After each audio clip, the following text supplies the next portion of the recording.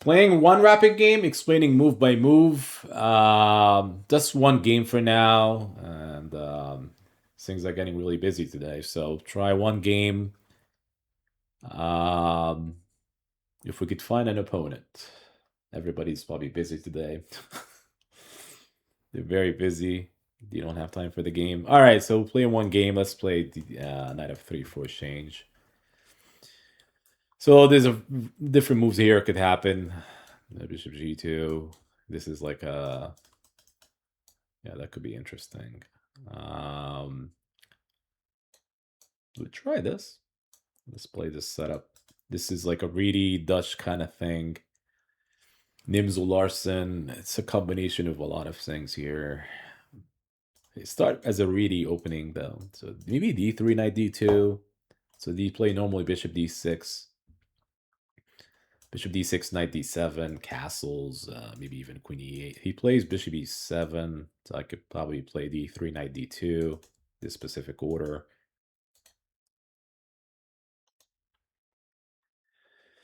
Castles. All right, knight D2, sticking with the plan. Maybe knight E5, so I could get here. Takes, bishop D6, knight F3. Bring the other knight fast enough. Makes a good sense here. Makes a lot of sense. So I may just pre-move it. Bishop D6, supposedly. Or knight D7, bishop F6. Yeah, that's actually a plan. He's gonna play here, maybe queen here, takes, queen F6. The other standard ideas. He's gonna take a queen F6. The idea is here, queen F6. If you take here and maybe push. I just don't like this line for black, maybe in this specific structure, because the bishop is still stuck on C8. You can see that it's not the case for my, for my bishop. So he's gonna play here. It would be surprising if he did not. Okay, so we could trade, and then I could still push. Maybe even C4. Knight takes. Oh, pawn takes. I could still play here. I could fix his pawn structure, though, but it's okay. It's kind of surprising that he took with the pawn, though. I don't think this is really the right way. But anyways, this is okay. There's maybe knight c... maybe he takes a knight c5. So maybe he could take once, knight c5. Maybe. He plays d4. Knight e5 is the idea. Well, I should allow this. So stopping knight e5. He could still play here, but still the bishop is kind of stuck, though. So if I were to take, maybe it's me helping him, like knight takes even, pawn takes.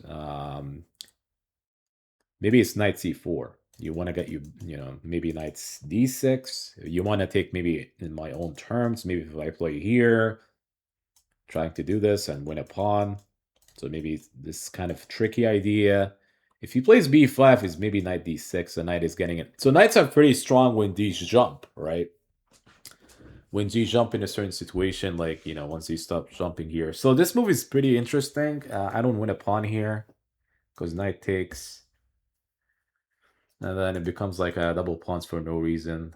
If I were to do this, this opens up for the rook for no reason as well. So it's maybe just going with knight d6. This jump makes a lot of sense. So if rook d8, I could still take. This opens up for the rook now. Potentially this opens. He has to be careful with this move. Maybe he just here, knight f7. So knight f7 is like go for e5. The knight maybe getting in a better situation on f7. Maybe double up the rooks. He may have to move the bishop. If he move the bishop, oh, okay, this knight takes b7. There's also takes and maybe here, and then rook f1. Maybe this is not comfortable for him. He plays knight d8 anyway, so supposedly I could still take knight f7, rook e8. I'm probably liking this idea still. So I'm attacking the rook, though. You always want to create some trouble for your opponent, not make it easy. So you're always attacking. This has to be good for white, though. It's just how I could continue. He may have king g7 if I were to play rook f6. King g7, rook f1. Maybe try to get here and rook f7, but how could I get it? There's always bishop e6. If I were to play here, he's looking at that again. If I check, he's here. Rook f6, king g7, rook f1. Bishop move. Bishop b6. But this is still under. Maybe it's just rook f6, knight d7.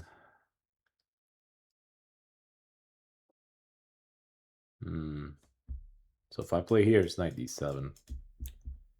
Attacking my rook on f6.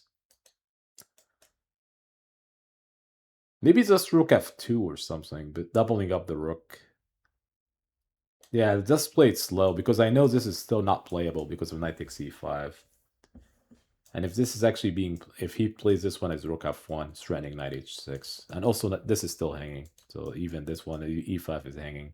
So the problem is here in this game, it's like e5, if it's hanging, the rook is sitting here, defending it. He doesn't have an easy way to move the bishop. He could still play this though, and but then I could still double up. But the problem was my bishop though. I don't like my bishop sitting being blocked by its own pawn. So he plays bishop e6, but I felt like I could still take though. I see what he's trying to do. If I take here, he takes here. Here, rook takes c5. That's funny. He's able to get back. So the real question is if I let him take, this should be interesting. So maybe my bishop will go to long term like here. So maybe I'm okay with this one. So maybe it's here. So he could take it, that's fine. I may as well pre-move it. Because I see the knight is not doing great here, this side of the board, so it doesn't have squares. Maybe he has to go back to d7 at some point. So maybe just, if he were to take on f7, I take, he doesn't have knight d7. So let's say he goes here, knight d7 is rook takes d7. And also if he takes on f7 here, the bishop goes to h3. You could see this is a diagonal. So maybe it's like some kind of rook here, attack b7. By the way, also here, this attacks b7. So it's not clear. It requires him to be passive. And I'm still looking at knight takes in some line. This is not like completely... Like maybe in some line I could still do it. If he, for example, plays, let's say here, knight... let's say he plays passive like e5. It's actually interesting what he does here. Like, does he take? Does he play here? He took. Kind of interesting. So now I'm attacking here. He's defending. So maybe bishop here. So the reason bishop here, because the bishop is stuck on g2. Like, there's no squares. There's no direction I'm going to. This is actually much better because the bishop has more diagonals. You want to be careful not going here right away because the rook is hanging. He has rook here. Bishop e6. Supposedly, this should be good for white. He might be looking at this, but...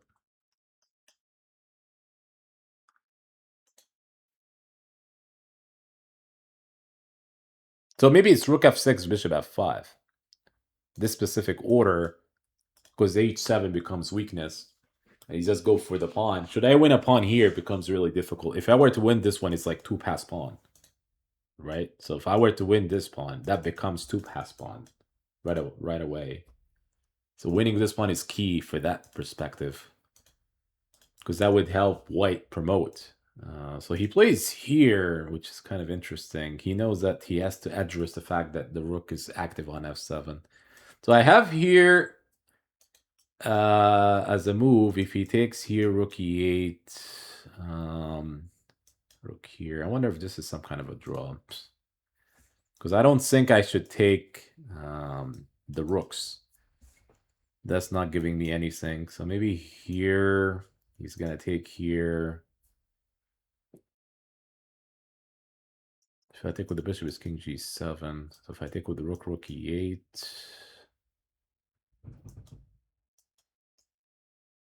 I could play rook e7.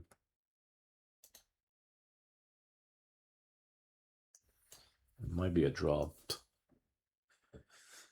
He has to play here, I think. Right.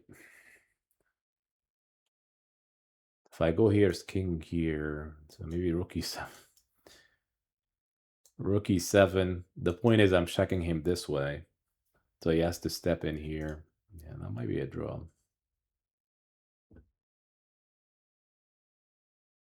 If I take here h6.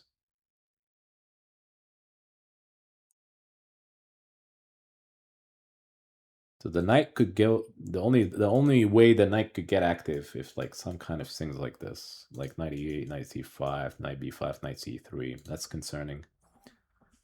Like it's funny that knight e8 is actually the move. Should you trade everything? So if I could trade and then play king g2, knight e8, if I go here, that's not really ideal. The knight gets so active.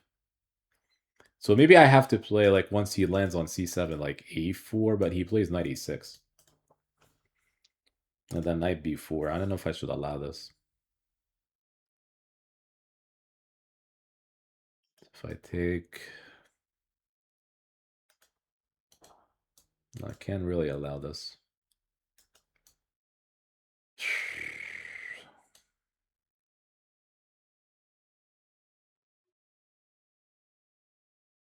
Yeah, I think I have to take the draw.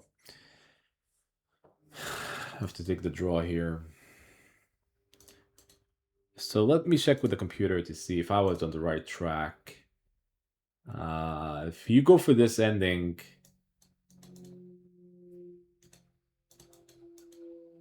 Oh, I can still take, but it's a draw. Well, here... I was actually looking at this, but not now, maybe like after here, bishop f5. Knight e8 is one of the moves, but maybe h6 first. H6 are defending, king f3. He just plays here. He doesn't necessarily have to go for... I mean, after this kind of stuff, then maybe c5, king here, king g7. There's no more. There's no winning. Once you play here, knight e8.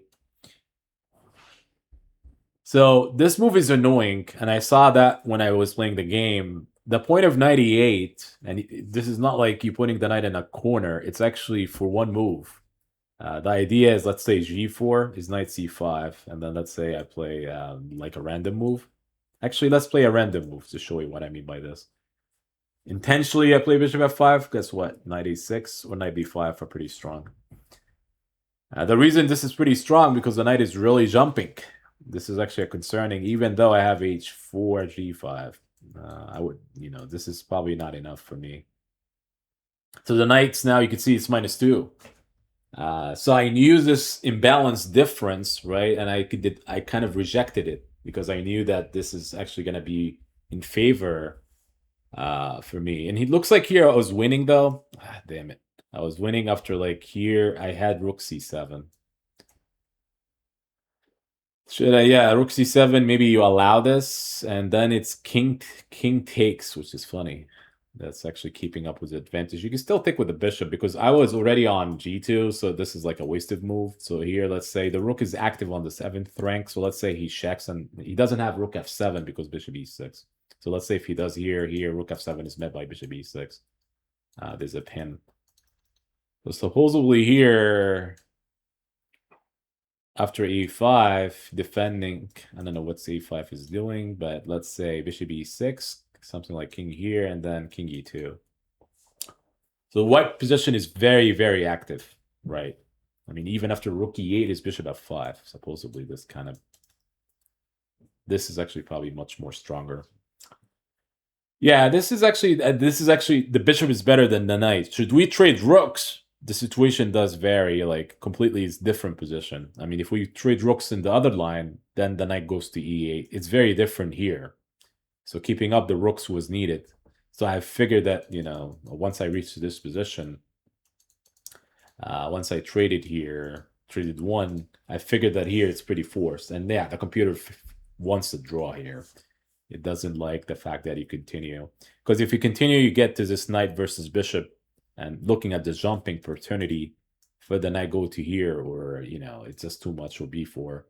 So the knight could go here or here, and this weaken up the pawns on the other side of the board. Hopefully you guys enjoyed this video, and stay tuned for more. Again, Happy New Year to everybody. Enjoy, and hopefully more plans, more goals. Check the other video about the chess goals and what you could do about chess improvements. All right, folks. I will see you guys later. Take care.